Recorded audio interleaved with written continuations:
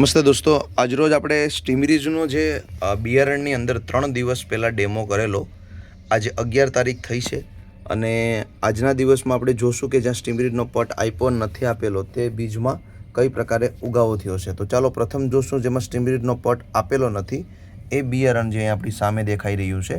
આની અંદર આપણે સ્ટીમરીઝનો પટ આપ્યો નથી તો તમે જોઈ શકો છો કે અહીંયા જે બિયારણ ઉગ્યા છે 1 2 3 4 5 6 7 અને 8 બી ઉગ્યા છે. 15 બીમાંથી 8 બી ઉગ્યા છે.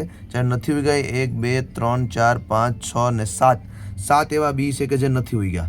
જ્યારે જ્યાં સ્ટીમરીઝનો પટ આપેલો છે તે આપણે ડેમો જોશું. તો મિત્રો અહીંયા તમારી નજરની સમક્ષ છે કે અહીંયા બધા 15 બી તે ઉગી ગયા છે અને તમે એનો ખાલી કૂટો જો કઈ પ્રમાણે છે. જ્યારે અહીંયા પટ નથી આપ્યો તો આ 15 બીમાં ઉગાવો કઈ પ્રકારે થયો છે.